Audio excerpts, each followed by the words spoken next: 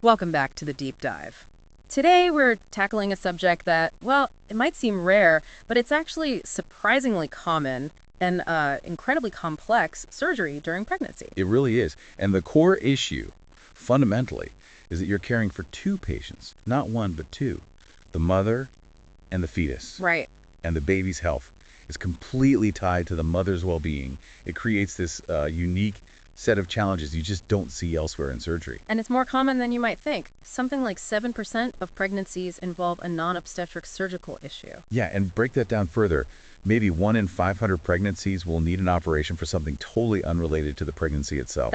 That's quite a few people facing this. The data backs it up. There was a big review, 10 years of data from English NHS hospitals, over 6.5 million pregnancies. Wow. And they found 47,600 non-obstetric surgeries. About 12,500 of those were abdominal. Abdominal. But what's really impressive, maybe reassuring, is looking at the outcomes. Another review, over 12,000 patients. The maternal death rate was incredibly low, 0.0006%. That is low. And the miscarriage rate was 5.8%. So while it happens often, with the right expertise, it can be managed relatively safely. So what kind of surgeries are we typically talking about here? Is it unusual stuff? Not really, no. It's usually the common things you'd expect in that age group.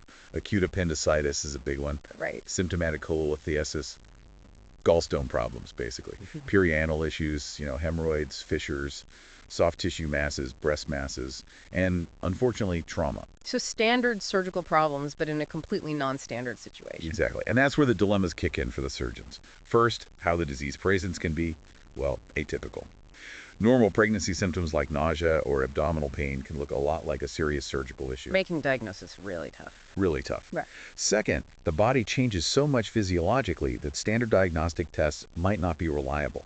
Lab values shift, organ positions change. Right. And third, there's often a natural hesitancy. Physicians worry about the fetus, so they might hold back on extensive tests or aggressive treatment. Which can lead to delays. Critical delays. And those delays, that's what really impacts outcomes for both mother and baby. It's usually the delay, not the surgery itself. So the guiding principle here, the thing we absolutely have to stress, is you cannot penalize the patient for being pregnant. Precisely. Her care comes first.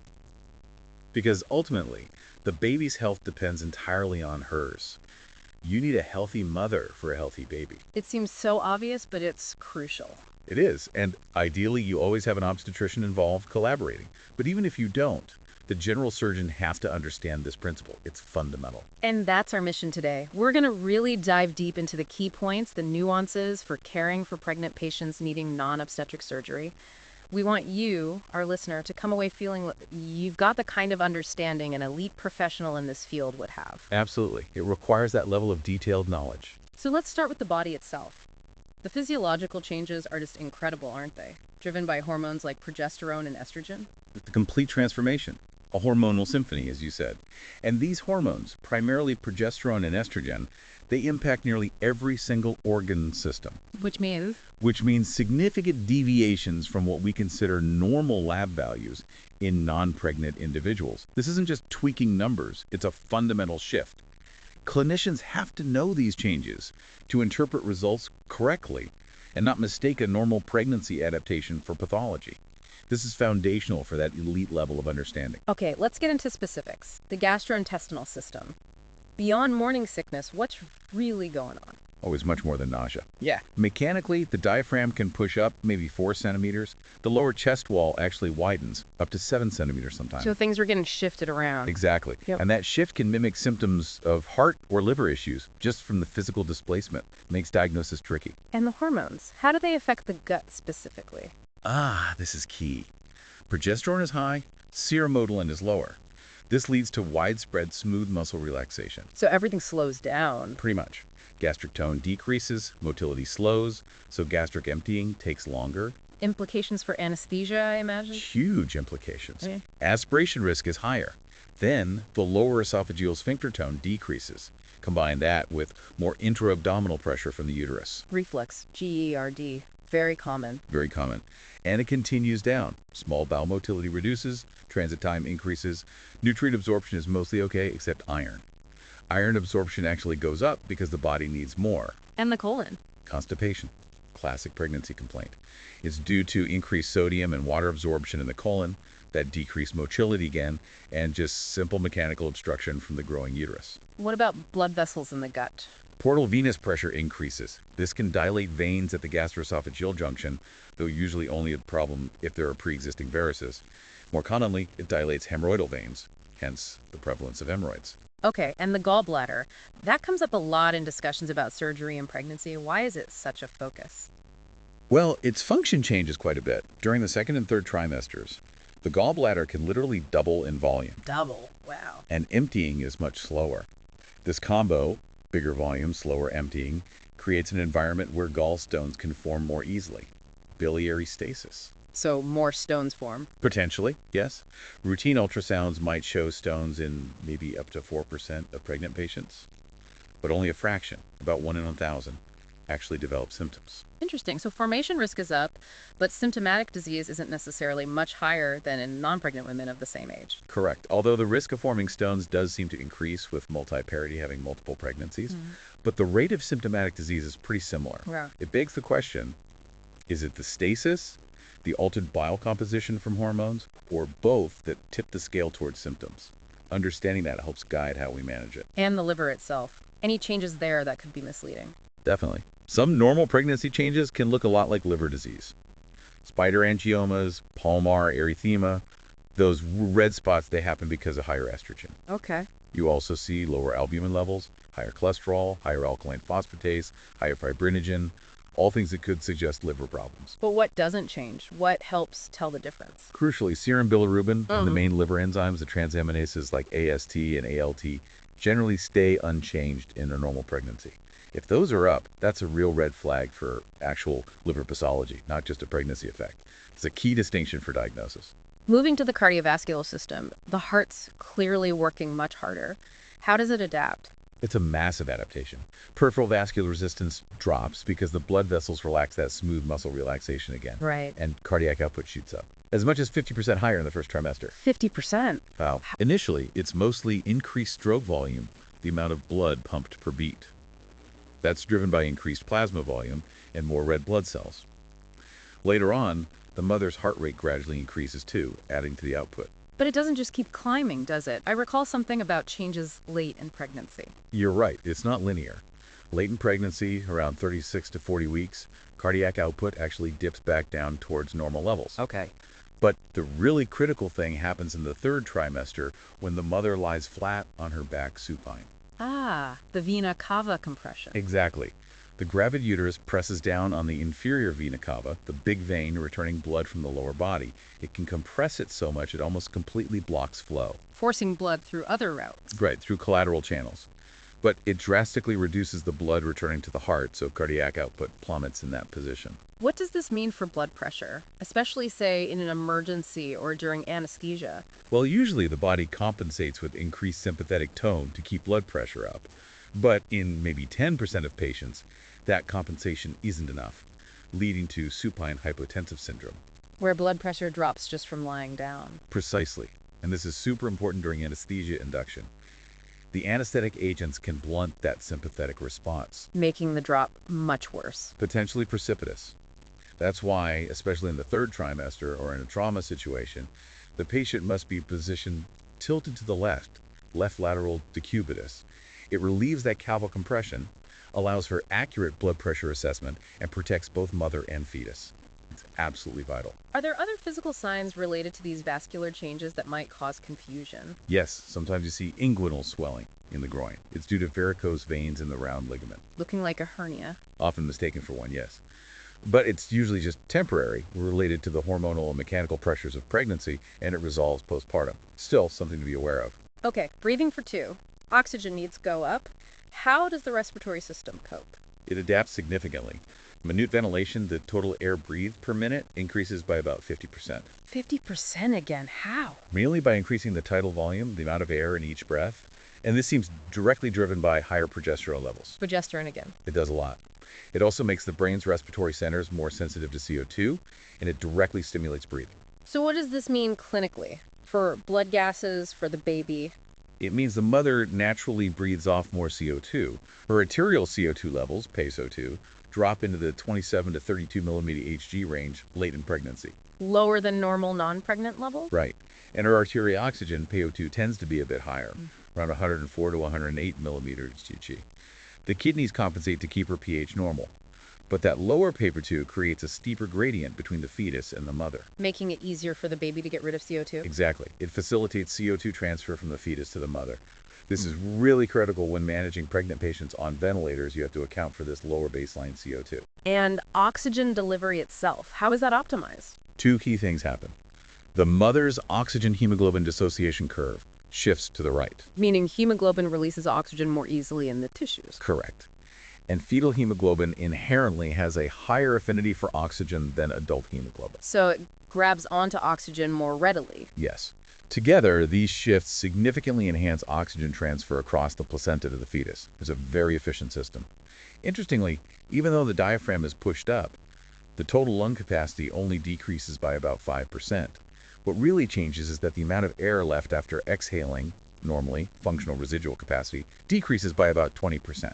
Vital capacity stays stable. Fascinating. Okay, the renal system. The kidneys must be under strain too. They're working much harder. Glomerular filtration rate, GFR, increases by 50%. Renal plasma flow jumps by 75%. Huge increases. Which leads to more glucose being filtered.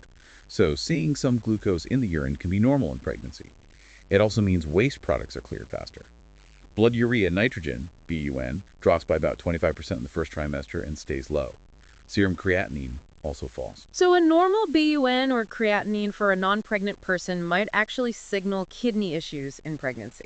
Absolutely. You have to interpret those labs within the context of pregnancy norms. This is where knowing the physiology is critical for accurate assessment. And the hormones controlling fluid balance, renin, angiotensin, aldosterone, They skyrocket. Renin increases 5 to 10-fold, angiotensin 4 to 5-fold. wow. But pregnant patients aren't usually massively hypertensive from that. Right, they seem less sensitive to angiotensin's hypertensive effects. But the high aldosterone does increase sodium reabsorption. But you said sodium levels actually decrease. They do, because even though more sodium is reabsorbed, the total plasma volume increases even more. So the net effect is a slight dilution, lower serum sodium. Serum osmolality also drops a bit. Let's talk blood composition. Hematology. What are the key changes beyond just volume?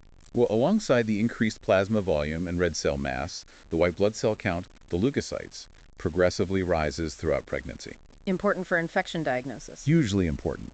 A count of, say, 15,000 cells could be perfectly normal in the third trimester, but concerning otherwise. You have to know the pregnancy reference ranges. Platelet count tends to decline slightly as pregnancy progresses, while the average size of platelets might increase after 28 weeks. And all this feeds into the hypercoagulable state you mentioned. It's a major contributor. You've got changes in platelet numbers and function, high estrogen levels, rising levels of clotting factors, fibrinogen, von Willebrand factor, factors 2, V7, 8, 9, X12. Basically, more things that promote clotting. Exactly. And at the same time, natural anticoagulants like protein S decrease, and the body's ability to break down clots, fibrinolysis, is reduced because inhibitors like PII1 and PI2 increase. Plus the physical factors. Right. Pressure from the uterus on the IVC, decreased venous tone, it all leads to venous stasis, blood pooling. Making clots more likely to form. Precisely. The net result is that 5-fold increased risk of VTE during pregnancy, jumping to over 20-fold postpartum, and even higher for women with inherited clotting disorders. But standard clotting tests remain normal. Remarkably, yes. Bleeding time, PT, PTT, they typically stay within the normal range, despite this profoundly prothrombotic state. It highlights the limitations of those standard tests in this specific context. Okay, we've painted a picture of a body undergoing massive physiological shifts. Now let's talk safety concerns during surgery. A huge one is radiation. How do surgeons approach diagnostic imaging? It's always a careful balancing act. Radiographic studies are valuable, no doubt, but fetal risk is the absolute priority. The accepted maximum cumulative dose of ionizing radiation for the entire pregnancy is 5 centigrade, or 5 rad. And when is the fetus most vulnerable? The highest risk period is from pre-implantation through about 15 weeks gestation. That's when major organogenesis is happening. Teratogenic effects, especially on the central nervous system, are most likely then. There's also a link between radiation exposure around birth and childhood leukemia or other malignancies later on. But the dose needed for actual malformations is higher. Yes, significantly higher. The threshold generally associated with congenital malformations is considered to be above 10 centigrade. Can you give us some context? How much radiation are we talking about with common scans? Sure. A standard two-view chest X-ray delivers a minuscule dose to the fetus, something like 0.000007 CGI. Practically nothing. Right. A pelvis X-ray is about 0.04 CG. A head CT is less than 0.05 CGI. An abdominal CT is higher, around 2.6 CG, and a barium enema around 4 CGI. So still well below that 10 CG threshold for malformations. Correct. But even though the doses are low, we are still extremely cautious. Clinical prudence dictates avoiding any unnecessary exposure, especially in the first and early second trimesters. It's always about weighing the diagnostic need against potential risk, however small. We only image if absolutely necessary. What about MRI? No ionizing radiation there. Is it the go-to safe alternative? MRI avoids ionizing radiation, which is a big plus, but it's not entirely risk-free, or rather the risks are less well understood. Animal studies haven't shown teratogenic effects from the electromagnetic fields, static magnetic fields, radiofrequency fields, or even IV contrast agents used. But there are theoretical concerns. There are. Theoretically, the changing magnetic fields could induce small electric currents. The radiofrequency pulses could generate some local heat. The long-term effects are unknown. Because of this uncertainty, the National Radiological Protection Board advises against MRI in the first trimester. Despite that, it's used later in pregnancy. Yes. Paradoxically, it's become the preferred modality for evaluating complex fetal anomalies in the second and third trimesters, precisely because it gives great detail without ionizing radiation. So it's used, but usually avoided early on unless absolutely essential. In contrast agents, you mentioned gadolinium for MRI and iodide for CT. Right. If CT with iodide contrast is used, the baby's thyroid function should be checked after birth. For MRI, no fetal effects have been seen with gadolinium contrast, but its use is still generally limited during pregnancy, especially the first trimester, due to theoretical concerns and it being a Category C drug. And ultrasound. We know it's used routinely in obstetrics. Ultrasound is considered very safe. Theoretical risks like tissue heating or cavitation have never actually been reported clinically. It's a fantastic tool for avoiding radiation. But it has limitations. It does. Visualizing deep structures can be tough. Dense structures near the surface can block the view. It's also very operator dependent. The skill of the ultrasonographer matters a lot, and it has a limited field of view compared to CT or MRI. But for specific things like evaluating a palpable breast mass or looking for appendicitis, it can be extremely effective and is often the first choice. Moving on to medications. It's startling how many pregnant women take medications. It really is. Over half take at least one, the average is nearly 3. And the use of 4 or more drugs in the first trimester has tripled in recent decades. It's a huge number. So how do clinicians navigate this? Making informed decisions seems incredibly complex. It's a major challenge. That's why the FDA introduced the Pregnancy and Lactation Labeling Rule, the PLLR, back in 2015. It aimed to replace the old A, B, C, D, X letter categories, which were often seen as too simplistic. Exactly. The PLLR provides more detailed narrative information to help providers make better decisions and counsel patients. The old letter system was supposed to be gone by mid-2020. But there are limitations. A key one is that drugs approved before June 2001 aren't required to have this new narrative summary. So for older medications, finding that detailed pregnancy risk info can still be difficult. And the old categories A, B, C, D, X, they're still widely used in conversation, right? So we should probably quickly recap them. Definitely. They're still ingrained in practice. So category A, tested and safe. Think folic acid, vitamin B6, some thyroid meds at the right dose. The gold standard. Right. Category B, frequently used, no evidence of major problems in humans, though animal studies might be mixed. Things like some antibiotics, amoxicillin, prednisone, insulin, acetaminophen, famotidine. Ibuprofen is B before the third trimester, but advised against later. Okay. Category C, more likely to cause problems or studies are lacking. Use only if the benefit outweighs the risk, and definitely consult the obstetrician. Examples: prochlorperazine, pseudoephedrine, fluconazole, ciprofloxacin, some antidepressants. A lot of drugs fall here due to lack of data. The gray area. A big gray area. Category D, clear evidence of fetal risk in humans. Used only in life-threatening situations for the mother or for serious diseases where safer drugs don't work. Alcohol, lithium, phenytoin, most chemo, with rare exceptions. High risk. Very high risk. And category X, proven to cause birth defects. The risk always outweighs any benefit. Never take during pregnancy. Think isotretinoin, Accutane, thalidomide, DES. Got it. Now, focusing on pain relief specifically, what are the safer options? For over-the-counter, acetaminophen Tylenol is generally considered the safest option throughout all trimesters. It's well studied for headaches, fever, aches, and pains. And NSAIDs like ibuprofen or aspirin. We touched on ibuprofen being okay early on. They need real caution. Aspirin, salicylic acid should generally be avoided. High doses early on raise concerns about pregnancy loss and defects. Later, high doses risk premature closure of a fetal heart vessel, the ductus arteriosus, and bleeding issues, especially in premature infants. But low-dose aspirin is sometimes used. Yes, that's the key exception. Low dose, 60-100 milligrams daily, is sometimes prescribed for specific conditions like recurrent loss, clotting disorders, or preeclampsia prevention. Ibuprofen and naproxen are considered relatively safe in the first 2 trimesters, but strongly discouraged in the last 3 months due to similar risks of bleeding and potential birth defects. What about stronger prescription pain meds, especially opioids? This is a really difficult area. Prescription opioids, codeine, tramadol, hydrocodone, oxycodone, morphine, fentanyl, they can be used occasionally if the benefit clearly outweighs the risk, but it's critical to understand there is no known safe level of narcotic use during pregnancy. No safe level. That's stark. It is. The risks include poor fetal growth, stillbirth, preterm delivery, and a low but real risk of birth defects. Chronic use is particularly dangerous, leading to neonatal abstinence syndrome. The baby goes through withdrawal after birth. Use near delivery also increases the risk of neonatal withdrawal and respiratory depression. But some opioids are used therapeutically. Yes. Specifically, methadone and buprenorphine are used to treat opioid use disorder in pregnant women. In that situation, managing the mother's addiction and preventing withdrawal is often safer for both mother and baby than unmanaged addiction or acute withdrawal. Let's turn to antibiotics. Infections need treatment, but the risks, how do you choose? It requires careful selection based on the infection type and the safety profile of the drug in pregnancy.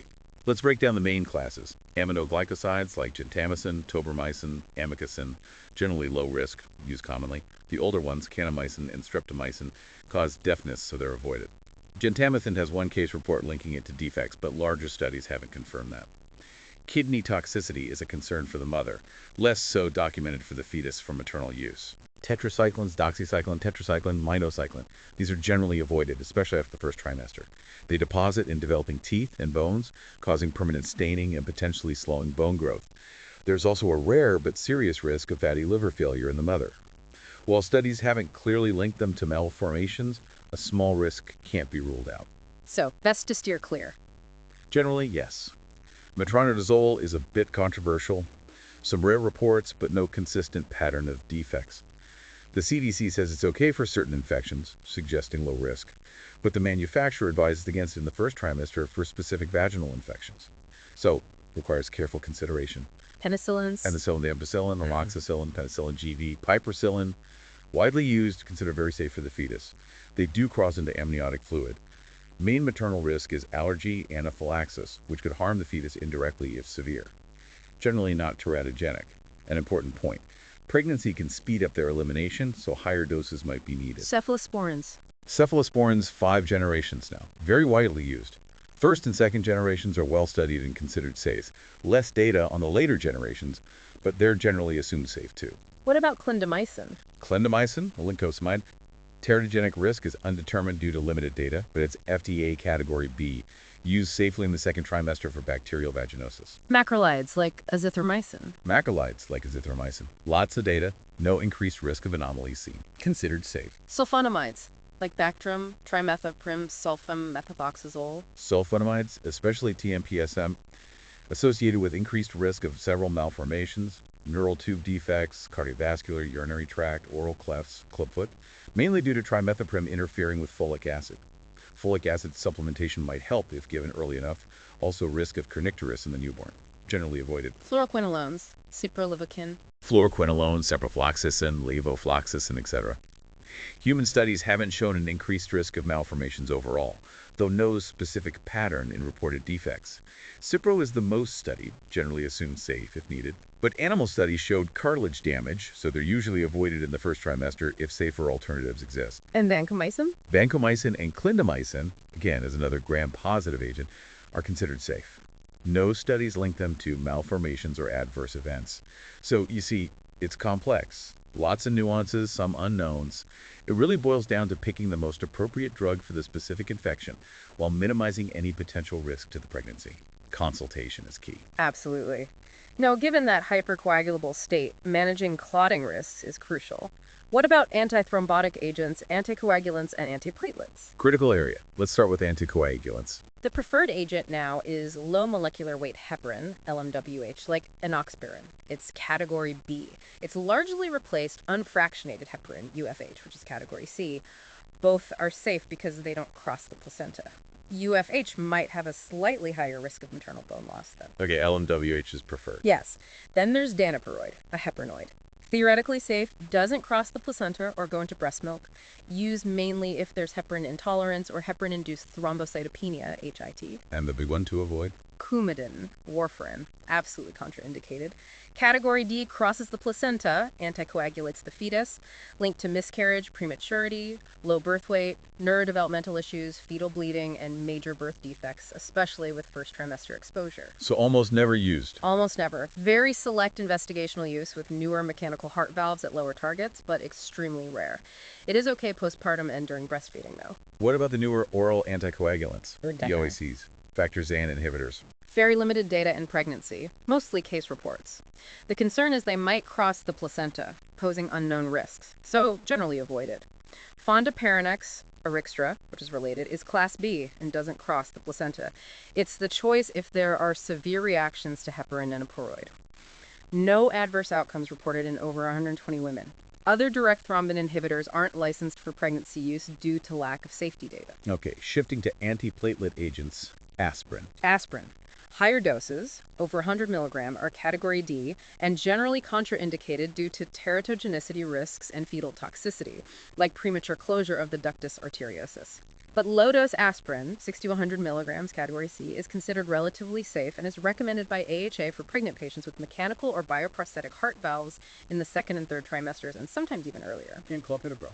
Clopidogrel. Animal studies showed no issues, category B. Limited human data suggests no major bleeding risks, no fetal hemorrhagic events reported. The main issue is timing. It needs to be held about 7 days before planned delivery or epidural, so caution is needed if delivery might be unplanned. Finally, thrombolytic agents, clot busters. Extremely limited data, category C, considered only if the benefit drastically outweighs the hemorrhage risk. For acute DVT, mechanical thrombolysis, like catheter-directed removal, is preferred. For acute arterial clots like stroke, timely TPA can be life-saving, with intra-arterial often preferred over systemic. Not enough data on older agents like streptokinase. What about sedatives, sometimes needed for procedures or anxiety? Also requires caution. Let's look at benzodiazepines. Was previously linked to cleft lipolate, but most recent studies do not support this. The balance of evidence suggests first trimester use isn't teratogenic. Still, always best to consult the obstetrician. And midazolam first. Midazolam, generally considered unsafe, category D. This is largely based on concerns extrapolated from other benzodiazepines, even though animal studies with midazolam itself didn't show problems, again, highlighting the complexity. Beyond the specific drugs, what about general anesthesia itself? What are the core concerns during surgery? The absolute priorities are the safety of both mother and fetus.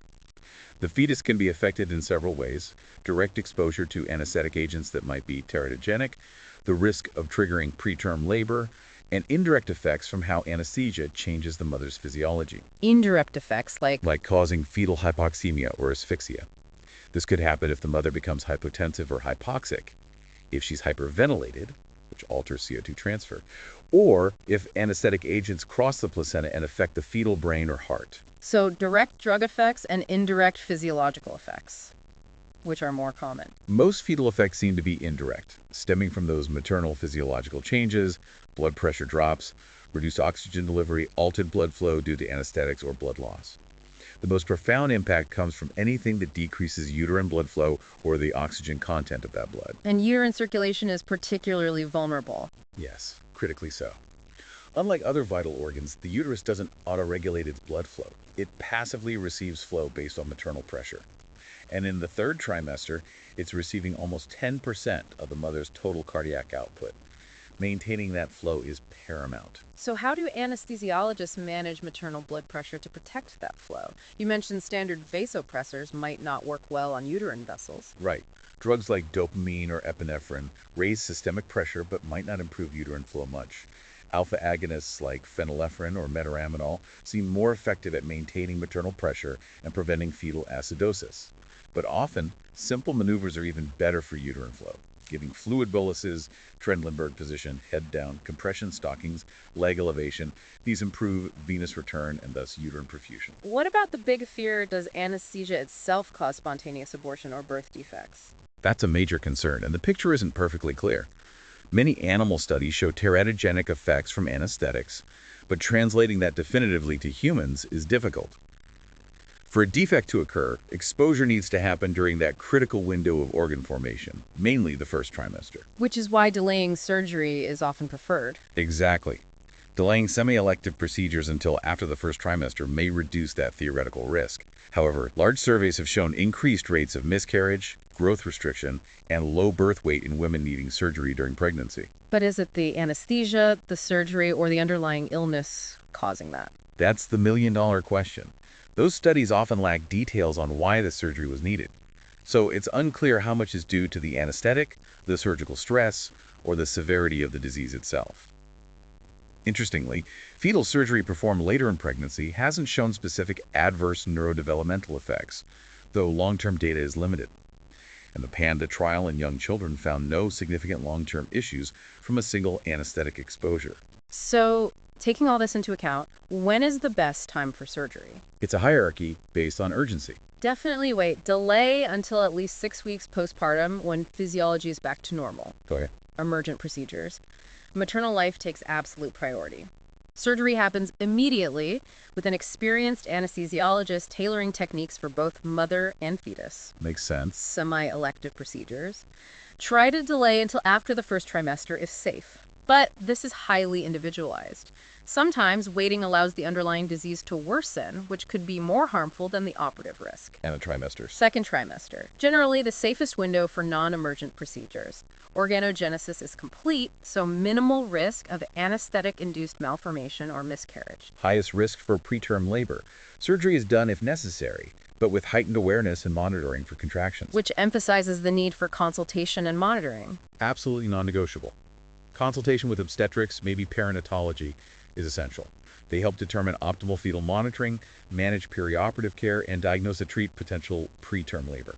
How is the fetus monitored during surgery? For emergent surgery early on, first, nearly second trimester, we check fetal heart tones before and after.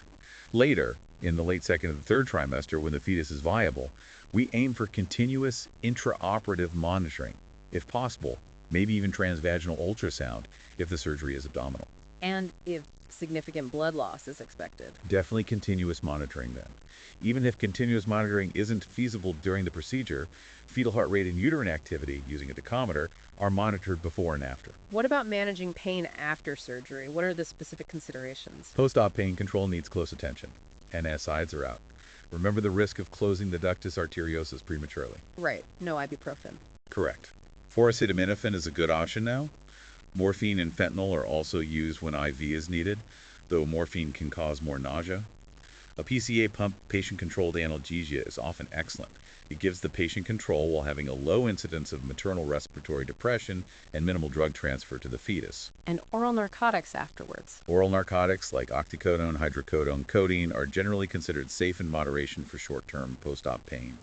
They don't cause birth defects at normal doses, but chronic use can lead to fetal dependency. So the goal is always to wean off as soon as the acute surgical pain allows. A major worry after any non-obstetric surgery during pregnancy is triggering preterm labor. How common is this, really, and what drives it? The incidence is around 3.5%, not insignificant.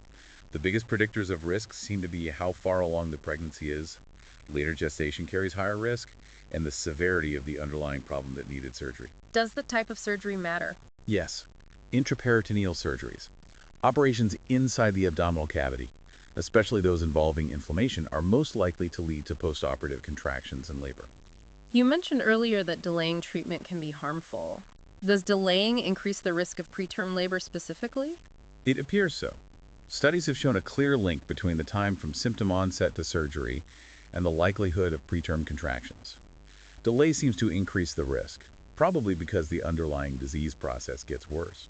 So acting promptly is better for preventing preterm labor too. It seems that way. Interestingly, the surgical technique laparoscopic versus open doesn't seem to make a difference in the rate of preterm labor afterwards. The risk appears equal. What about giving medications prophylactically to prevent preterm labor tocolytics? Is that standard practice? There's actually no general consensus on that. Practice varies widely. Most studies suggest not using them routinely, but rather using them only if contractions are actually detected during monitoring or if the patient feels them. And are they effective when used reactively like that? Generally, yes. When used as needed, they're usually successful in stopping contractions and preventing preterm delivery. Different drugs like turbuline, magnesium, and indomethacin have all been used with good results, leading to term delivery in almost all cases where contractions were successfully treated. Is there a preference based on timing?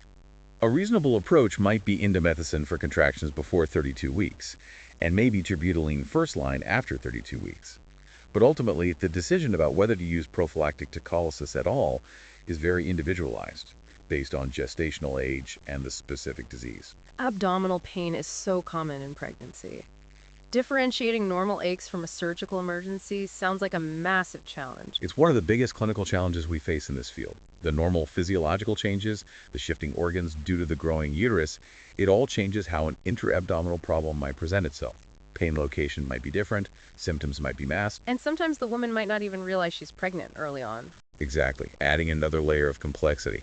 Plus, some causes of severe abdominal pain are unique to pregnancy. Like ectopic pregnancy, or HELLP syndrome. Right, or acute fatty liver of pregnancy. Because these conditions only happen in pregnancy, both the patient and the doctor might mistakenly blame the symptoms on normal pregnancy itself. Leading to that dangerous delay again. That's the recurring theme. The delay in diagnosis in getting to definitive treatment, that's almost always the most serious adverse event affecting outcomes for both mother and fetus.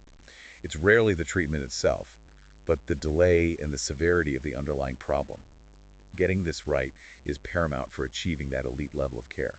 Can you give us a sense of the sheer range of possibilities? Maybe list some common causes of abdominal pain by location. Sure, it helps illustrate the challenge. Right upper quadrant, RUQ. Could be simple reflux or peptic ulcer disease, or gallstones, biliary colic, or acute cholecystitis, hepatitis. But also pregnancy-specific things like acute fatty liver, HELLP syndrome, severe preeclampsia, even pneumonia can refer pain there, and sometimes a high-riding appendix. A huge differential just in one quadrant. Exactly, right? Lower quadrant, RLQ. Appendicitis is top of the list, of course, but also ectopic pregnancy, kidney stones, renal colic, pelvic inflammatory disease, PID, ovarian issues like torsion or a ruptured cyst, including a ruptured corpus luteum cyst common in early pregnancy, lower abdomen, suprapubic, could be a threatened or ongoing miscarriage, placental abruption, preterm labor, PID again, inflammatory bowel disease flare, even pyelonephritis, kidney infection. Kidney infection, pyelonephritis is common. Also hydronephrosis of pregnancy, the normal swelling of the kidneys. And again, appendicitis, especially if the appendix is retrocecal behind the colon. Could be early appendicitis before it localizes, small bowel obstruction, rarer things like acute intermittent porphyria or sickle cell crisis. It's overwhelming. It really underscores why rapid and accurate diagnosis is so absolutely critical for anyone caring for a pregnant patient with abdominal pain. Absolutely paramount. The potential consequences of missing something serious are just too high. Laparoscopic surgery, being minimally invasive, seems like a good fit for pregnancy, but you mentioned it wasn't always considered safe. Why the initial hesitation? Well, when laparoscopy first came on the scene, pregnancy was actually seen as a contraindication. There were big unknowns. How would inflating the abdomen with CO2 gas, the pneumoperitoneum, affect venous return, cardiac output, uterine blood flow? And what about the fetal acid-base balance? Yeah. Huge questions with potentially serious answers. But obviously that changed. How did laparoscopy become accepted? The first breakthrough came with using it to diagnose ectopic pregnancies. Early studies showed it could be done safely, with no increase in fetal loss or long-term issues for intrauterine pregnancies seen incidentally. Then, the clear benefits seen in non-pregnant patients, less pain, shorter stays, faster recovery, made it really attractive to explore further for other conditions during pregnancy. So what were those initial major concerns, and how were they addressed or mitigated? The big four were potential injury to the uterus itself, decreased uterine blood flow, fetal acidosis from the CO2, and triggering preterm labor due to the increased abdominal pressure. How was uterine injury addressed? This is mainly a concern after the first trimester when the uterus is larger and out of the pelvis. Using the open Hassan technique for initial access can reduce risk. But even using a varus needle or optical trocar can be safe if the entry point is adjusted higher up based on funnel height, and the abdominal wall is lifted carefully during insertion. Ultrasound guidance for trocar placement has also been used as an extra safety measure.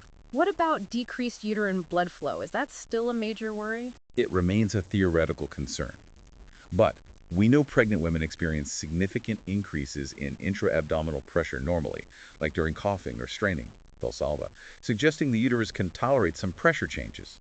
Some argue the risk from pneumoperitoneum might even be less than the risk from physically manipulating the uterus during an open surgery. Fetal acidosis from the CO2. That was seen in animal models, specifically pregnant sheep.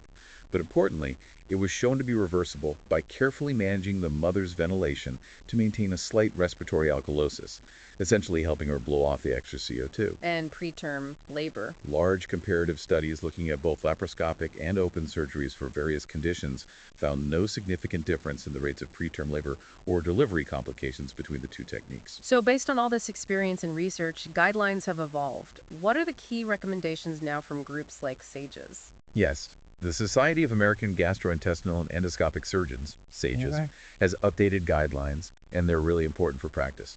Key takeaways include 1. Obstetric consultation pre-op is essential. Strong recommendation, highest quality evidence. Can't stress that enough. 2. Timing.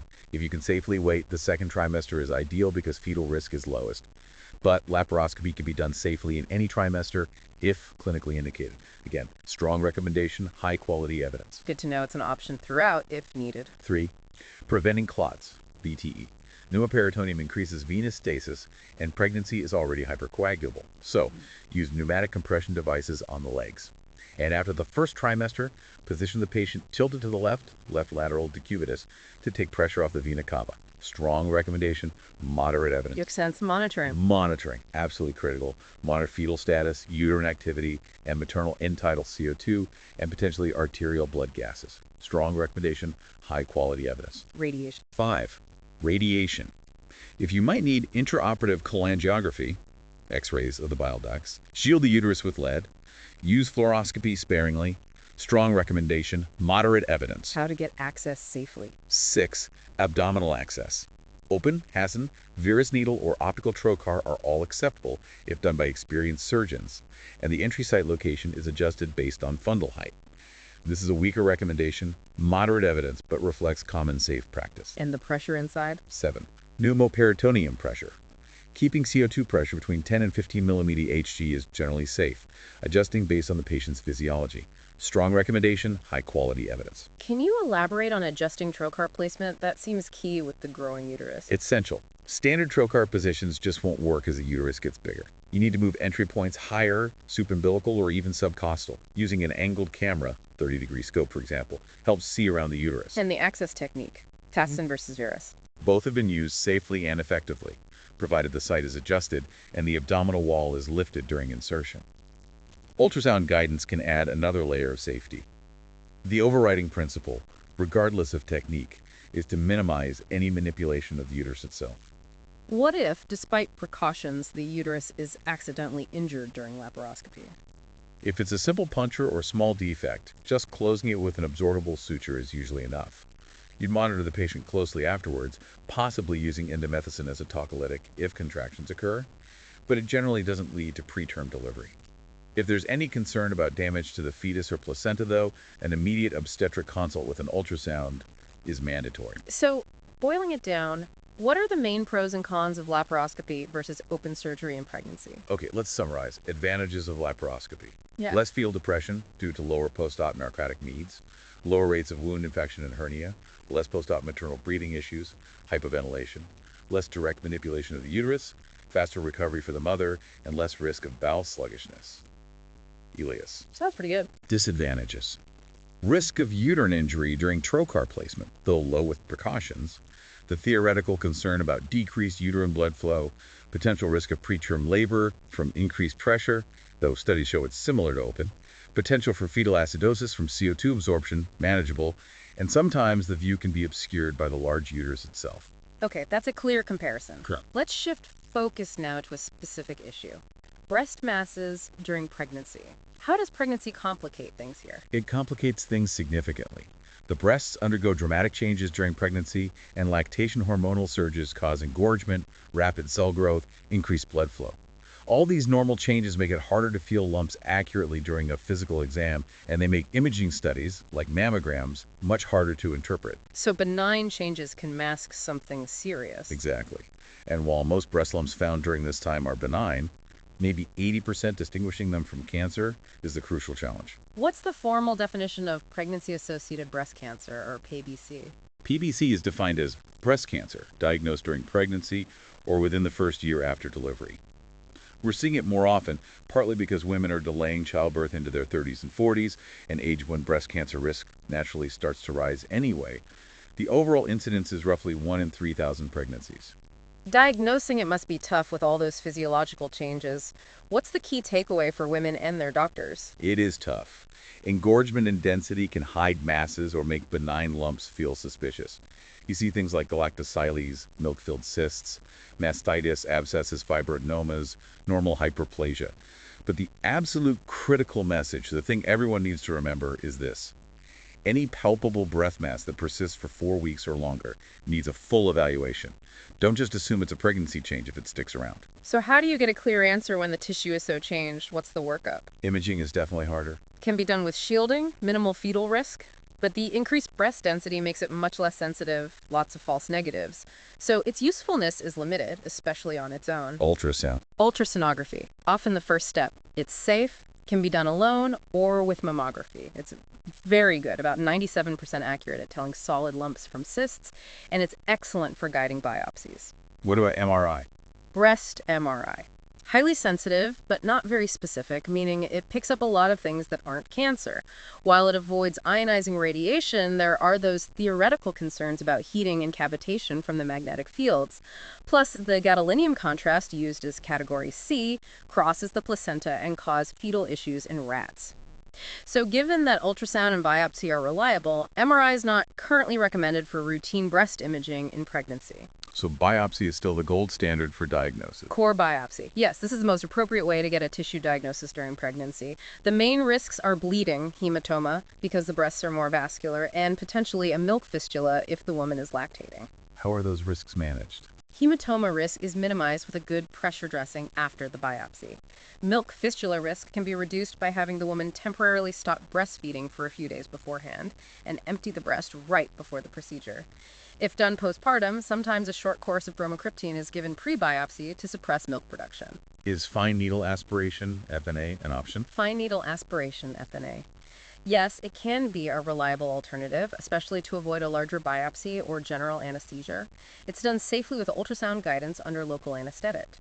The main limitation is that its accuracy depends heavily on the pathologist's expertise in differentiating normal proliferative pregnancy changes from actual cancer cells, as they can look quite similar microscopically. PABC is the most common non-gynecologic cancer in pregnancy.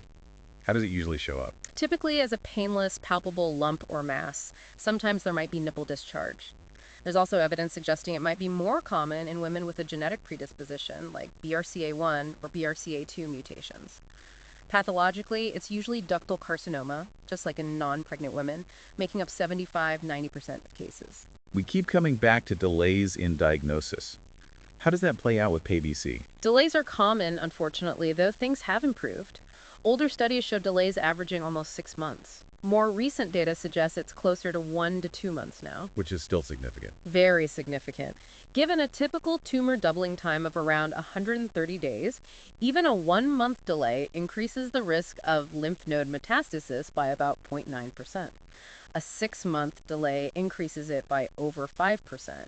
It really highlights the urgency of prompt evaluation. What about the prognosis? Is PBC inherently more aggressive or deadly because of the pregnancy? That's a common fear, rooted in historical data from over a century ago, which showed a very poor prognosis. But more recent analysis suggests that poor outcome was mostly due to diagnosis at a much later, more advanced stage. So it's the stage, not the pregnancy itself. Largely, yes. When compared stage for stage with non-pregnant women of the same age, women with PBC have a similar prognosis. However, overall, they tend to fare worse simply because they often present with larger tumors and a higher likelihood of lymph node involvement. Why might they present at a later stage? The hyperestrogenic state of pregnancy might promote faster tumor growth and spread to lymph nodes. Also, interestingly, PBC, like breast cancer in other young women, is more often estrogen receptor negative compared to older women, possibly due to hormonal changes during pregnancy, downregulating those receptors. ER-negative cancers can sometimes be more aggressive. How is PBC actually treated during pregnancy? It must be an incredibly complex balancing act. It requires a highly tailored, multidisciplinary approach. This is the cornerstone. Modified radical mastectomy was traditionally favored because it provides good local control and avoids the need for radiation during pregnancy, which carries fetal risks. But that's changing. Somewhat. More recent thinking is that local control and adjuvant therapy can be individualized based on the stage of the cancer and the stage of the pregnancy. For stage 1 and 2 cancers, mastectomy with axillary lymph node dissection is often still preferred because PBC can be aggressive and has a higher rate of node involvement. Sentinel node biopsy, which uses a radioactive tracer, is generally avoided due to unknown fetal risk from the isotope. What about breast conservation, lumpectomy? Breast-conserving surgery. It's an option, particularly if diagnosed later in pregnancy. If found in the late second or third trimester, you could potentially do lumpectomy and axillary dissection immediately, followed by radiation after delivery. If diagnosed earlier, say first or early second trimester, you could do the surgery, then give chemotherapy after the first trimester is over, and again delay radiation until postpartum. Chemotherapy during pregnancy, that sounds risky. Chemotherapy. It's indicated for node-positive cancers or larger node-negative ones. And yes, it carries risks, but modern regimens are considered relatively safe after the first trimester, which is the period of greatest teratogenic risk. But there are challenges. Definitely. The physiological changes of pregnancy, increased blood volume, lower albumin alter how drugs are distributed and metabolized, making dosing tricky. Certain chemo drugs, like methotrexate, are absolutely avoided due to high miscarriage risk. Other agents have been linked to complications like preterm delivery, low birth weight, and transient issues in the newborn, mostly when given in the first trimester. What about later trimesters? One study looked at 24 PBC patients treated with a common regimen, Fluorosil, cyclophosphamide, doxorubicin, during the second and third trimesters. They reported no congenital malformations, and most delivered around 38 weeks. However, the long-term effects on the children's growth and development remain largely unknown. And crucially, breastfeeding is contraindicated during chemo, as the drugs can pass into breast milk. And radiation, you mentioned delaying it. Radiation.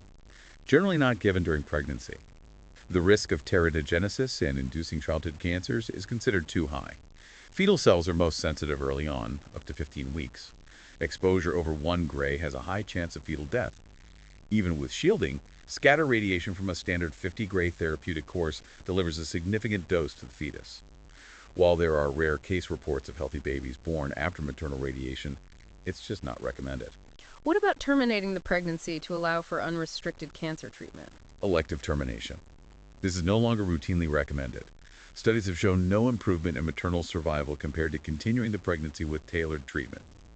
The best approach is always a collaborative one, involving the patient, surgeon, oncologist, and maternal fetal medicine specialist to optimize treatment while minimizing risks to both. Let's move to the liver. We know it changes physiologically, but what about actual liver diseases requiring intervention? Right, liver issues in pregnancy fall into 3 buckets. Those unique to pregnancy, those that can happen anytime but occur during pregnancy, and pre-existing conditions that worsen. Let's start with the ones unique to pregnancy. Okay, a key one is acute fatty liver of pregnancy, AFLP. We don't know the exact cause, but it's more common in first pregnancies, twin pregnancies, and with male fetuses. Usually hits in the third trimester, around 35 weeks, though can be earlier. It's serious. Very serious. About 20% maternal and fetal mortality. Starts vague malaise, nausea, RUQ pain. But within a couple of weeks progresses to significant liver dysfunction, potentially fulminant hepatic failure. This triggers preterm labor and boosts fetal mortality. How is it treated? There's no specific medical cure. The treatment is prompt delivery. Getting the baby delivered can halt the progression to liver failure and drastically reduce fetal death risk. Maternal liver function usually recovers after delivery. What about liver problems related to preeclampsia? Preeclampsia liver involvement. About 10% of women with preeclampsia have liver issues. This ranges from elevated liver enzymes to full-blown HELLP syndrome, hemolysis, elevated liver enzymes, low platelets, to the most severe complication, hepatic rupture or hemorrhage. Liver rupture. That sounds catastrophic. It is. Usually happens third trimester up to 48 hours postpartum. Starts with RUQ pain, then tenderness, peritonitis signs, maybe referred shoulder pain, and rapid hemodynamic instability. If a preeclamptic patient develops sudden RUQ pain, you have to suspect this. CT scan is the best diagnostic tool. Ultrasound can miss it. How is it managed? Depends on stability and signs of ongoing bleeding. If it's a contained hematoma and the patient is stable, sometimes non-operative management with close monitoring and serial imaging works. But if rupture is suspected or confirmed, it's an immediate surgical emergency. Maternal mortality is around 60%, fetal 85%. You need immediate laparotomy, packing the liver, maybe ligating the hepatic artery, aggressive blood product resuscitation. If packing fails or the patient is somewhat stable, angiography with embolization can be tried, especially postpartum. What about pre-existing liver conditions? Two main ones to consider are hepatic adenomas and cavernous mangiomas. Uncommon benign tumors, often linked to oral contraceptive use but also pregnancy itself. Usually solitary low malignancy risk. The theory involves hormonal changes triggering growth. They might shrink after stopping OCPs, but not necessarily after pregnancy. Diagnosis is best with CT or MRI. The major danger is spontaneous rupture. Like the preeclampsia eruption. Similar presentation and equally deadly, around 60% maternal and fetal mortality, even with surgery. Treatment for rupture is immediate laparotomy, C-section, hemorrhage control, and ideally resection of the adenoma. Because rupture is so risky, if an adenoma is found before rupture, elective resection during the second trimester is often recommended to avoid that risk. Future pregnancy might be discouraged. And hemangiomas. Cavernous hemangiomas. These are actually the most common benign liver tumors, seen in maybe 2% of autopsies. Mostly small, asymptomatic. Rarely they can rupture and cause fatal hemorrhage. More common in women, suggesting estrogen influence, but effects of pregnancy aren't well known. If symptomatic, treatment can involve steroids, radiation, resection, or embolization. Surgeons might encounter rupture unexpectedly, like a case reported in a twin pregnancy needing emergency C-section. Shifting gears to gallstones cholelithiasis. You said it's the second most common non-obstetric surgery in pregnancy. That's right, second only to appendectomy. Pregnancy definitely increases the risk of forming gallstones. Bile cholesterol concentration goes up, gallbladder volume increases, emptying slows down, perfect storm for sludge and stone formation. Plus, hormones like estradiol increase bile's lithogenicity. But only a small percentage becomes symptomatic. Correct. Maybe 2–5% have stones on ultrasound, but only 0.050–0.1% develop symptoms like biliary colic. The symptoms are the same as in non-pregnant patients. Ultrasound is still the best diagnostic tool, just as accurate. How has the management changed? It used to be wait until after delivery unless things got really bad. Exactly. Before laparoscopy, only patients with severe complications like obstructive jaundice, gallstone pancreatitis, or stones in the common bile duct got surgery during pregnancy. Others with recurrent colic or resolving cholecystitis were managed medically and operated on postpartum. But laparoscopy changed the game. Completely. Laparoscopic cholecystectomy, LC, during pregnancy means shorter hospital stays, shorter operations, and fewer complications compared to the open approach. A big meta-analysis showed LC significantly reduced fetal, maternal, and surgical complication risks. That's compelling evidence. Very. Average stay was 3 days for LC versus 6 for open. Conversion rate low. Most were done first or second trimester. Fetal demise after LC in the first 2 trimesters is extremely rare. LC also seems linked to lower rates of miscarriage and preterm labor compared to open. So the recommendation now is? The data strongly supports performing LC for symptomatic biliary colic during the first or second trimester, rather than waiting. Delaying surgery carries its own risks. Symptomatic gallstones have a very high recurrence rate during pregnancy if not treated, up to 92% if first presented in first trimester. Because the underlying disease causes problems. Precisely. Adverse outcomes are more often linked to the complications of the gallstone disease itself, like pancreatitis, which has high mortality in pregnancy, than to the surgery. Non-operative management increases risks, so surgery is now considered the primary treatment. When is the optimal timing? Still depends on symptoms and gestation. The historical data showed miscarriage risk was highest in the first trimester, 12% with open, lowest in the third, 0%. But preterm labor risk was lowest in the second, almost 0%, and highest in the third, 40%. Therefore, the second trimester remains the sweet spot, the optimal time to minimize both risks unless complications force earlier intervention. Studies of minimally invasive cholecystectomy show excellent outcomes when done then. And laparoscopy is feasible even later. Yes, LC is safest and easiest in the second trimester before the uterus gets too big. Open Hasson technique is often recommended for access. Shielding is needed if X-rays, cholangiogram, or ERCP are required. If symptoms are severe, LC can be done safely in the third trimester, but the preterm labor risk is significantly higher.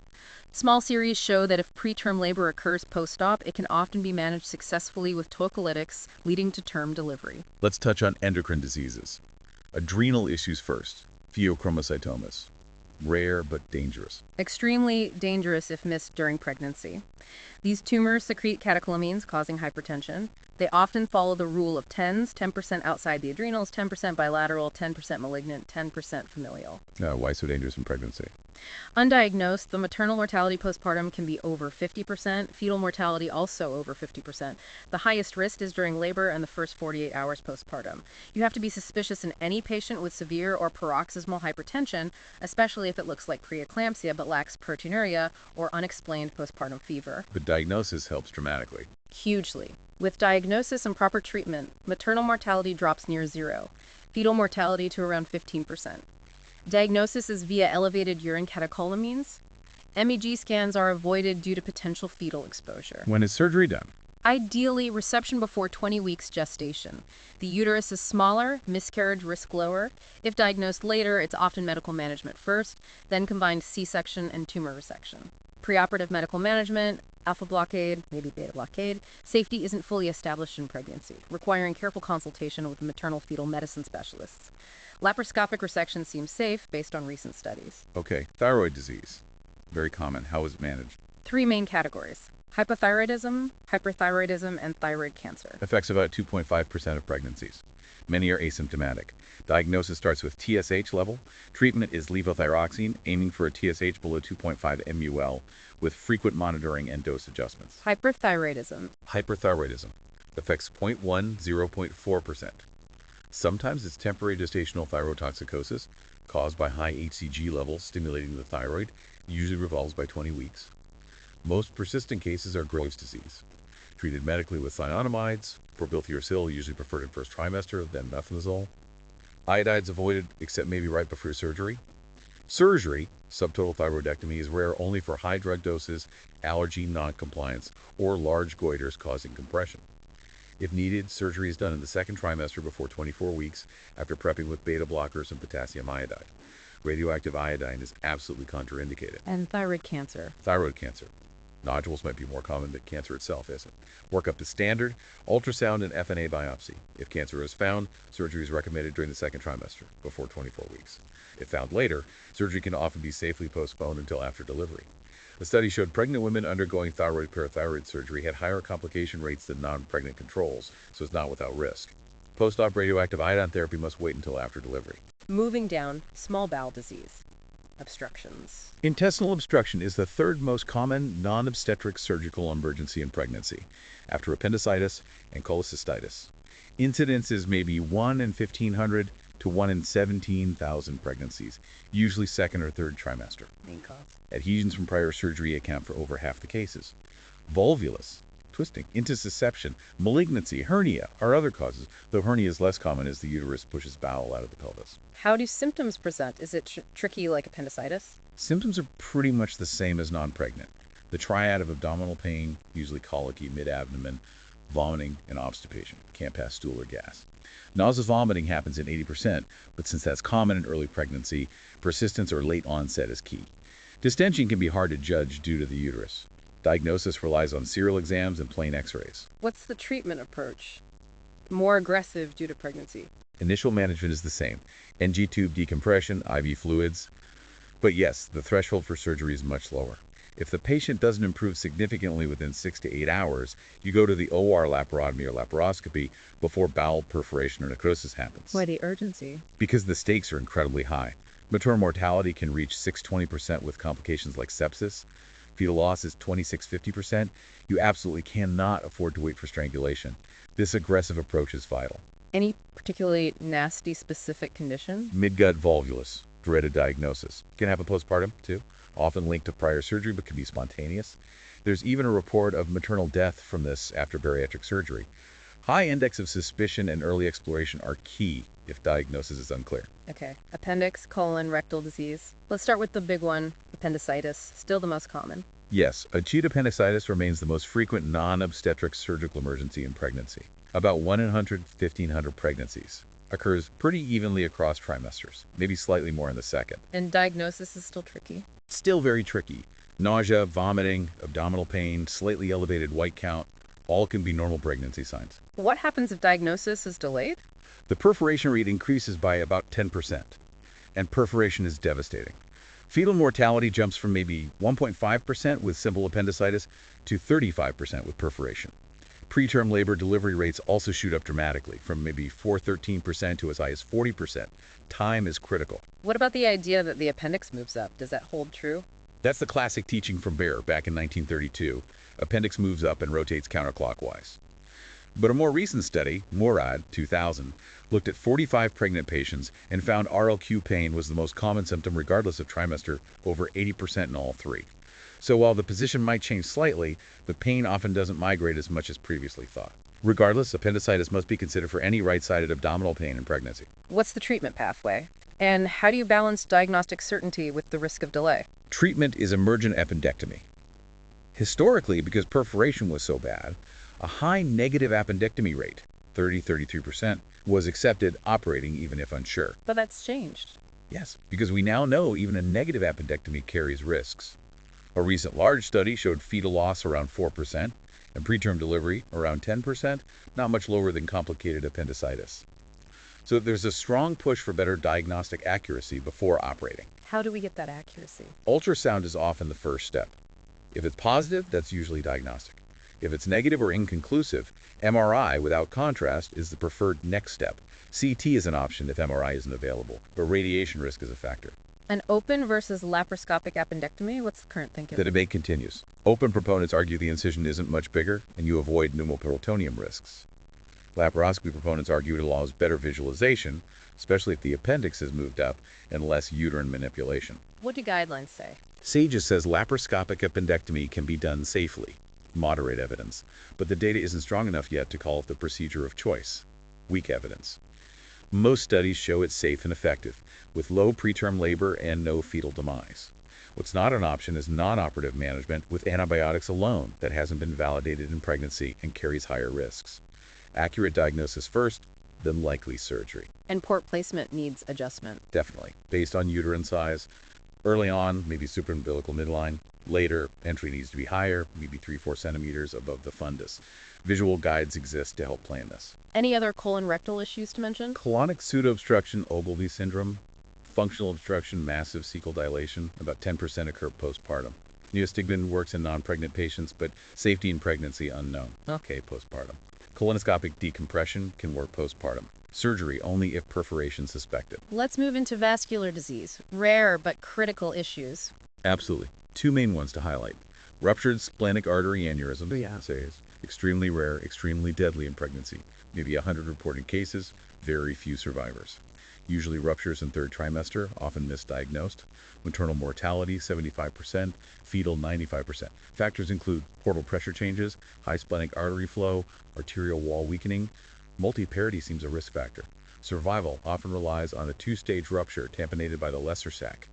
Elective repair in non-pregnant state is low risk. Because rupture risk is so high in pregnancy, if an SAA 2 centimeters found in a woman of childbearing age or during pregnancy, elective treatment is recommended. And the other? Acute iliofemoral venous thrombosis, DVT, 6 times more common in pregnancy. Risk factors are mechanical compression by uterus, decreased activity, vessel injury, especially C-section, and the hypercoagulable state itself, low protein S, etc. Underlying conditions like lupus, anticoagulant, increased risk further. Management is tricky due to fetal risks. Very controversial. Thrombolytics are hazardous to the fetus. Thrombectomy risks pulmonary embolism. Old techniques involved open IVC interruption or Fogarty catheters, both with downsides. The most effective approach now seems to be placing an IVC filter first, then performing thrombectomy. IVC filters in pregnancy. Yes, they've been placed successfully in all trimesters. Positioning might need adjustment, left lateral decubitus. Crucially, in pregnancy, the filter should be placed suprarenal, above the kidney veins, Why suprarenal? to avoid compression or erosion by the growing uterus and damage during contractions. It also protects from clots coming from dilated ovarian veins and may improve clot lysis due to higher flow there. Theoretical risk of renal injury if it fully occludes, but not really seen in practice. Close follow-up and prompt removal when no longer needed are essential. Okay, trauma. A leading cause of maternal death, tragically. How is the approach different? Trauma happens in about 5% of pregnancies. Falls, car accidents most common. Pregnant trauma patients have higher rates of miscarriage, preterm labor, fetal maternal hemorrhage, placental abruption, and uterine rupture compared to non-pregnant controls. Can we predict who's at highest risk? Not easily. Injury severity score, mechanism, physical findings, none are great predictors of abruption or fetal loss. However, severe maternal injuries, head, chest, abdomen, lower extremities, definitely correlate with high risk of pregnancy loss. Early OB involvement is key. What's the absolute core principle for managing these patients? Cannot stress this enough. Resuscitation of the fetus is accomplished by resuscitation of the mother. Initial evaluation and treatment are identical to non-pregnant trauma patients, ABCs first. Secure the airway, ensure oxygenation, support circulation, prevents hypoxia for both. And positioning matters here too. Critically, after 20 weeks, the patient must be placed in the left lateral decubitus position, or tilted left on a backboard if spinal injury suspected. Prevents IVC compression and hypotension. What about assessing blood loss? The extra volume complicates things. Yes, because of the increased blood volume, the mother might not show signs of shock, tachycardia, hypotension, until she's lost nearly 30% of her blood volume. But the fetus could be hypoperfused long before that. So you need aggressive early fluid resuscitation, even if the mother looks stable initially. What about the secondary survey, specific pregnancy considerations? Similar process, but focus on the abdomen. Uterus is protected by pelvis until 12 weeks, then becomes vulnerable. Fetal height estimates gestational age. Umbilicus equals 20 weeks, then 1 cm a week. Discrepancy could mean hemorrhage or rupture. Pelvic exam, ideally by OB. Checks for bleeding. Ruptured membranes. Risk of cord prolapse, immediate C-section. Bulging perineum. Nitrazine paper confirms amniotic fluid. Specific tests. Kleihauer-Becker, test for fetal maternal hemorrhage. Order with initial labs. Type in crossmatch. KB isn't perfectly sensitive, so all Rh-negative pregnant trauma patients should get Rh immunoglobulin, Rhogiam. What's the most common cause of fetal death after blunt trauma? Placental abruption. Fetal heart rate decelerations can be the earliest sign.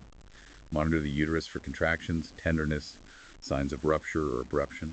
Continuous cardiographic monitoring, fetal heart rate and contractions, is crucial. Since fetal survival depends most on maternal stability, treating maternal injuries promptly is paramount. Don't hesitate on clinically indicated x-rays, CTs, or surgery.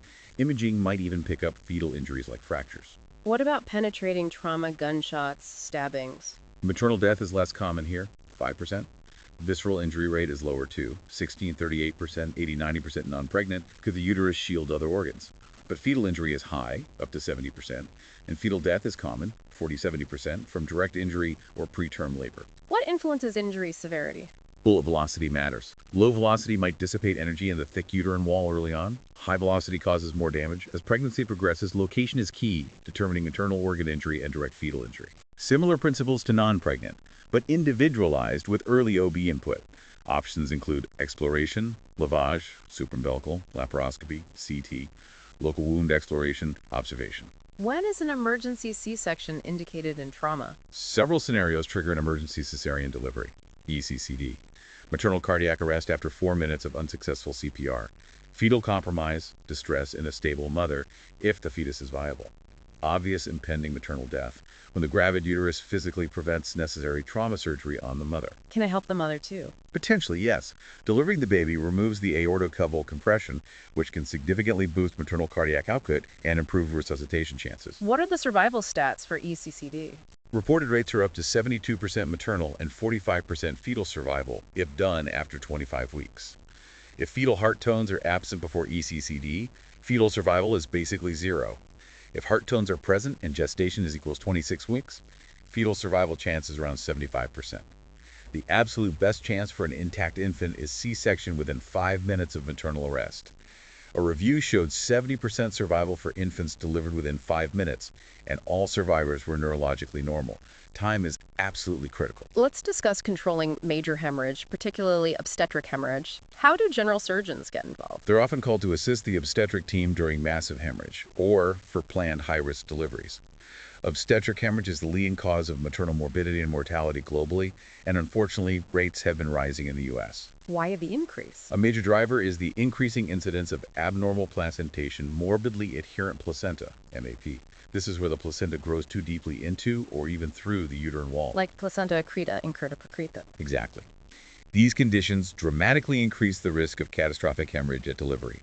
MAP incidence doubled in just 6 years in the U.S. Placenta procreta, the worst form where it invades nearby organs, has increased 50-fold in 50 years.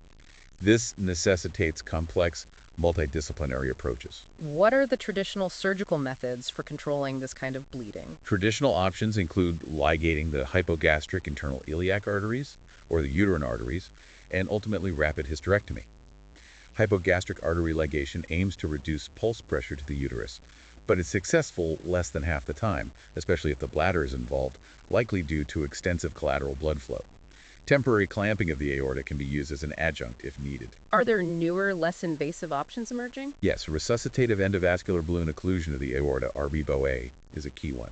It's minimally invasive, initially used for trauma, but now gaining traction in obstetrics. How successful has it been in OB hemorrhage? Early reports are very promising. It's been used successfully to reduce blood loss and save mothers during uterine rupture, placental abruption, and complex C hysterectomies for MAP. When used prophylactically before high-risk deliveries, studies show RBBOA reduces blood loss, improves outcomes, and lowers hysterectomy rates compared to older techniques like uterine balloon tamponade or arterial ligation. What makes RBBOA particularly advantageous here? It's faster to place than surgical ligations, often requires only one arterial puncture, making it good for emergencies. Insertion and inflation can take just 2 to 3 minutes with modern catheters. It's associated with lower transfusion needs, and newer catheters allow placement without fluoroscopy, minimizing fetal radiation. Positioning it correctly must be tricky with the gravid uterus. It is. External landmarks might be less reliable. Studies suggest standard aortic zone distances, zone 1 supraciliac, 46 centimeters, zone 3 infrarenal, 28 centimeters from femoral access, are fairly consistent and can guide blind placement. Pre-op imaging can measure distances. If the abdomen is open, you can palpate the balloon. Image guidance, quick X-ray is an option. Importantly, it can be adjusted intraoperatively. What are the risks and limitations, especially since most data is from male trauma patients? That's the key caveat. Predicting complications in pregnant women is still evolving. Risks include arterial access issues, limb ischemia, even amputation. Malposition, migration, potentially aortic rupture, rare, linked to smaller aorta size. Inflation causes proximal hypertension, risk of heart failure, stroke, distal ischemia, risk of kidney valve damage, paralysis. Deflation causes washout of toxins, rebound hypotension, cardiac instability. Are obstetric patients at higher risk for some complications? Potentially. Smaller artery size might increase rupture or access site complication risk. The hypercoagulable state plus hemorrhage might increase arterial thrombosis risk. Zone 1 RBBOA carries higher ischemic burden. OB almost exclusively uses Zone 3, infrarenal, which is generally better tolerated, but complication rates are less defined. How are these risks mitigated? Yes, several ways. Use the smallest possible sheath, for example, 7FR, ultrasound guidance, monitor distal pulses closely post-procedure. Dedicated provider manages the catheter, checks limb perfusion. Anesthesia anticipates and manages proximal hypertension during inflation with vasodilators. Keep it as short as possible. Zone 3 is tolerated longer than Zone 1, but minimizing time is key. Recognize that collaterals might still allow significant bleeding. Be ready with other adjuncts. Multidisciplinary expertise is crucial. Close communication between surgery and anesthesia for inflation-deflation timing and hemodynamic support, fluids, drugs, is vital. Consider slatching the catheter system with heparinized saline. For example, 2 units 100 millocrystalloid every 10 minutes, monitoring clotting status. Continuous infusion through sheath post-procedure until removal, ideally 24 hours. What about controlling bleeding directly from the uterus after delivery, like uteranatomy? Yes. Besides arterial control, there's intrauterine balloon tamponade, BT. Surgeons might assist OB with this for postpartum hemorrhage, PPH, refractory to medications. Uterine atony, failure to contract, is the most common cause, 80%. BT offers a minimally invasive alternative to ligation or hysterectomy. What kind of balloons? Various types work: Foley catheters, condom catheters, Sanger-Steken Blakemore tubes, usually for esophageal varices, but adapted. Yeah. The Bakri balloon is specifically designed for PPH and recommended by ACOG. Success rates are high, especially after vaginal delivery. What other adjuncts support hemorrhage control? 2 main ones. Collecting, washing, and returning the patient's own shed blood. Important for high-risk cases. Limitations. Need minimum volume. 500 ml. Only returns 50%. Hard to collect vaginal loss. Theoretical contamination concerns, amniotic fluid, fetal blood, bacteria exist, but safe use has been demonstrated, especially with washing filtering. ROJAM needed for Rh-negative mothers if baby is Rh positive. Hundreds of cases show safe use even with amniotic fluid contamination. Okay. Damage control techniques. If bleeding persists despite surgical efforts, often due to DIC, packing the abdomen and temporary closure are standard damage control principles, applicable here too. Avoid excessive uterine manipulation. Monitor for abdominal compartment syndrome and fetal distress during delayed closure attempts. C-section might be needed for maternal fetal indications during this process. Finally, let's address a common patient question. What about future pregnancies after major abdominal surgery? It really depends on the reason for the initial surgery, but needs individual counseling. For most benign conditions. For most abdominal surgeries for benign disease, there is no contraindication to future pregnancy. Are there exceptions or special circumstances? A couple notable ones. Very common now. Pregnancy after bariatric surgery is generally safe and often associated with better outcomes. Less diabetes, hypertension, macrosomia, compared to pregnancy in morbidly obese women. Consensus suggests delaying pregnancy for maybe 1-2 years post-surgery. Outcomes seem similar regardless of bypass versus restrictive procedures.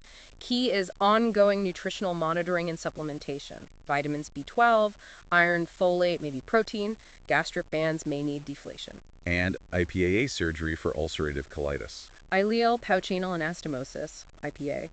Generally positive outcomes. One study showed no difference in birth outcomes compared to pregnancies before IPAA. However, another study raised concerns about vaginal delivery after IPAA, showing significantly higher rates of sphincter defects and worse quality of life compared to C-section. This requires careful discussion about mode of delivery. What about after surgery for malignancy, specifically breast cancer, given its prevalence in younger women? 4 key areas need discussion: fertility preservation, impact of pregnancy on cancer recurrent survival, timing of pregnancy, and pregnancy outcome itself. How is fertility affected? Chemotherapy can damage ovarian reserve. Hormonal therapy requires delaying pregnancy. Both can lead to infertility, though some women retain fertility. Patients interested in future children should be referred to fertility specialists before starting treatment to discuss options like embryo or oocyte cryopreservation, freezing. The impact of ovarian stimulation needed for this on breast cancer progression is still not fully known. Does getting pregnant after breast cancer increase the risk of recurrence or worsen survival? That's a huge fear. This is critical. Current evidence shows no negative effect of subsequent pregnancy on recurrence rates or survival for women treated for breast cancer. This applies regardless of mastectomy versus lumpectomy or hormone receptor status. Survival depends on the initial cancer stage, not the later pregnancy. That's a reassuring message. So, when is the best time to try conceiving after treatment? Is there a mandatory waiting period? Timing depends on treatment and risk assessment. The common advice to wait 2 years is controversial. A large study found no survival disadvantage for women with localized disease, conceiving as early as 6 months after finishing treatment. Waiting might still be advised for those on ongoing therapy or with systemic disease, but not necessarily for everyone. And the pregnancy outcomes themselves? Higher risk of miscarriage or preterm birth? No, the rates of preterm labor or miscarriage appear similar in women with a history of breast cancer compared to the general population. This has been an incredibly comprehensive deep dive. It's clear that surgery in the pregnant patient is this unique intersection demanding just a profound understanding of physiology, pathology, and the delicate balance of caring for two. Absolutely. And that core principle, don't penalize the patient for being pregnant, it echoes through every decision. Interpreting those subtle lab shifts, understanding how anatomy changes, weighing the risks of every single test, medication, anesthetic, a surgical step, it's all focused on optimizing care for both wives. That's what elite practice in this field demands. And it's amazing how rapidly things are evolving. Minimally invasive techniques becoming standard, new tools like Reboe for hemorrhage. It really speaks to the dedication in this field. It truly does. This deep dive really underscores that expertise here isn't just memorizing facts, it's about deep critical thinking, adapting standard practice to unique physiology, collaborating across specialties. Each case is its own intricate puzzle. Connecting all those pieces, the physiology, the pharmacology, the surgical timing and technique, that's the skill. So for you, our listener, hopefully this gives a new appreciation for the layers of complexity involved, and maybe reinforces that in medicine. Understanding the why behind the what is always the most crucial part. And maybe a final thought to leave you with. As our technology keeps advancing, allowing more precise interventions in ever more complex scenarios, how might we continue to refine that balance? How can we further optimize maternal health while simultaneously pushing the boundaries of fetal protection and perhaps even fetal therapy, potentially redefining care for generations to come? A fascinating question. Thank you for joining us on this deep dive. We hope you feel as informed and intrigued as we do.